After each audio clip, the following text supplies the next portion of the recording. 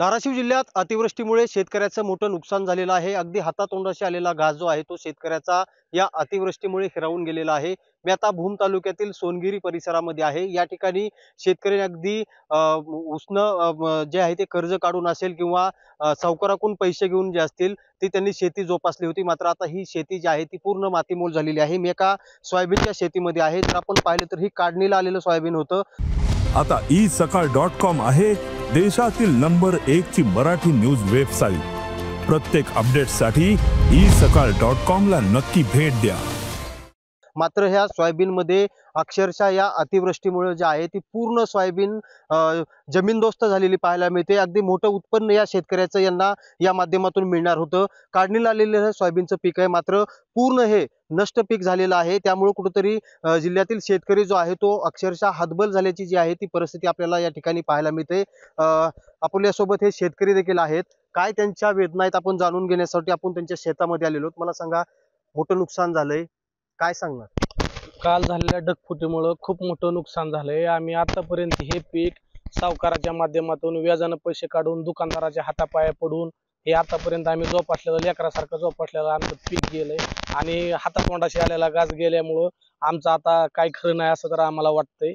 आणि आता यांचं जरी आमचं पीक गेलं तरी जर आम्ही त्यांचं पैसे नाही दिलं तर मग ते परत हीच जमीन आम्हाला त्या सावकाराला लिहून द्यावं लागते का काय, किंवा त्यालाच विकावं लागते का काय, अशी आमची परिस्थिती झाली। आमची जगण्याची सगळी उमेद संपली। आम्हाला कसलंही जगण्याचा म्हणजे कुठं अर्थच राहिलेला नाही, कारण आम्ही 3-3, 4-4 महिन्यापासून काबाड कष्ट करून ह्याच्या त्याच्या पाया पडून कुठूनही पैसे गोळा करून आम्ही हे आज हातातोंडाशी आमच्या लेकरा बाळाचा आलेला घास। आम्हाला पण लेकरं बाळ आहेत, आम्हाला दवाखाना आहे, आम्हाला दवाखान्याचं पैसे द्यायचं असते। आता आम्हाला काहीतरी नवीन आमच्या लेकरा बाळाला आता दिवाळीसाठी काहीतरी होईल, दसऱ्यासाठी काहीतरी होईल, या आशेवर आम्ही सगळं केलं होतं। आमचं आता सगळं पीक जमीनदोस्त झालं। बरं, पीक तर जमीनदोस्त झालं, पण त्याच्यासोबत जे आम्ही काय काबड कष्टातून मोलमजुरी करून जे कुठं स्प्रिंकलर, नळ्या, पाईपलाईन कुठं माती टाकली होती त्याच्यातलंही आमचं काय राहिलेलं नाही। आणि आता इथून पुढं जर शासनानं आम्हाला सर्वतोपरी मदत नाही केली तर आमची जगण्याची सगळी उमेद आता संपलेली, त्याच्यामुळं आमचं अवघड झालं। किती एकर तुमची शेती होती सोयाबीनची? किती नुकसान झाले? प्रामुख्याने कुठलं पीक होतं त्याच्यामध्ये? माझ्या 10 ते 12 एकर मध्ये सगळं सोयाबीन होतं आणि प्रामुख्यानं सोयाबीनच आमच्या इकडं असतं। त्या सोयाबीनचं सगळं नुकसान झालंय। त्याच्यानंतर जे झाडं आंब्याची झाडं ही आम्ही लावली होती ते झाडं वाहून गेली, आमचं सोयाबीन वाहून गेलं। आणि 12 एकर म्हणलं तरी नाहीतरी सुमारे 4 ते 5 लाख रुपयाचं माझं नुकसान झालंय। आणि याची आता भरपाई आम्हाला कोण देणार?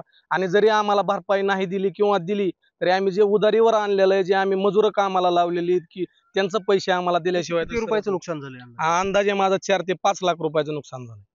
त्याच्यामुळं आता खूप आमचं अवघड झालंय आणि सावकाराचं पैसे दिल्याशिवाय तर आम्हाला पर्याय नाही, कारण ते आम्हाला काय गावात येऊन देणार नाहीत किंवा मग ते आमचं रान लिहून घेणार किंवा मग आम्हाला रान विकल्याशिवाय आता आमच्या पुढे दुसरा पर्याय राहिलेला नाही। नाहीत एक तर रान विकणं किंवा मग आत्महत्या करणं, एवढाच आमच्या पुढे आता सध्या पर्याय आम्हाला दिसतोय। मला सांगा, किती या परिसरातलं नुकसान झालंय?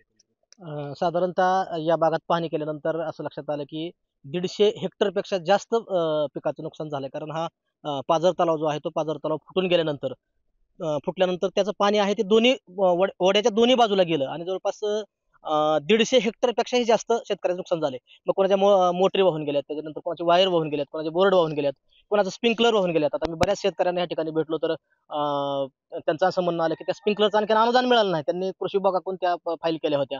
तर माझं या साम टीव्हीच्या माध्यमातून महाराष्ट्राचे जे मुख्यमंत्री देवेंद्र फडणवीस यांना कळकळीची विनंती की साहेब, तुम्ही या शेतकऱ्यांचा आक्रोश बघा। महाराष्ट्रामध्ये एक तर दर महिन्याला अनेक शेतकरी आत्महत्या करतायत। आज ह्या ठिकाणी तातडीने जर मदत नाही मिळेल, तातडीने जर पंचनामे नाही झाले तर शेतकऱ्याला आत्महत्या करण्याशिवाय पर्याय उरणार नाही। आणि तुम्ही लाडकी बहीण म्हणताय, तुम्ही लाडक्या बहिणीचं कुंकू पुसणार का? जर शेतकऱ्यांना तातडीची मदत नाही या ठिकाणी मिळाली तर तुमच्या लाडक्या बहिणीचं कुंकू पुसलेलं तुम्हाला बघायचंय का? शेतकऱ्याची तुम्ही परीक्षा घेऊ नका। जितक्या तातडीनं तुम्ही इतर भागामध्ये प्रशासन पोहोचतं, मी स्वतः या ठिकाणचे तहसीलदार पाटील साहेब यांना फोन करून रात्री विनंती केली होती की या ठिकाणचं खूप मोठं नुकसान झालंय। पाटील साहेब आणखीनही या ठिकाणी आलेले नाही। ते म्हणले मी माणसं पाठवतो, परंतु माणसं पाठवून किंवा काय होऊन स्वतः तहसीलदारांनी या ठिकाणी येण्याची गरज होती। आणि मला आपल्या साम टीव्हीच्या माध्यमातून मुख्यमंत्री देवेंद्र फडणवीस यांना विनंती करायची की तुम्ही असे जे तहसीलदार आहेत की जे शेतकऱ्यांच्या बांधावर जात नाहीत त्यांच्यावर तुम्ही डायरेक्ट कारवाई करा, कारवाईचे आदेश द्या आणि शेतकऱ्यांना या ठिकाणी तातडीने पंचनामे करून तेवढ्या नुकसान भरपाईमध्ये तर शेतकऱ्याचं काय भागणार नाही, परंतु जेवढी होता होईल तेवढी जास्त मदत करून आपल्या बहिणीचं कुंकू वाचवा, हीच मी मुख्यमंत्र्यांना आपण जर पाहिलं तर या शेतकऱ्याच्या वेदना आहेत. एकीकडे प्रशासन अद्याप देखील या ठिकाणी पंचनामे करण्यासाठी पोहोचलेलं नाही, मात्र दुसरीकडे शेतकऱ्याच्या डोळ्यातील अश्रू पुसण्याचं काम मुख्यमंत्री देवेंद्र फडणवीसांनी करावं असं जी मागणी आहे ती या सर्व शेतकऱ्यांनी केलेली पाहायला मिळते. बालाजी सुरवशे, साम टीव्ही, भूम, धाराशिव. देश विदेशातील प्रत्येक घडामोडींचे लाईव्ह अपडेट मिळवण्यासाठी आता साम टीव्हीच्या सर्व सोशल मीडिया प्लॅटफॉर्मला लाईक, फॉलो आणि सबस्क्राईब करा. तसंच सर्व नोटिफिकेशनसाठी बेल आयकॉन प्रेस करायला विसरू नका.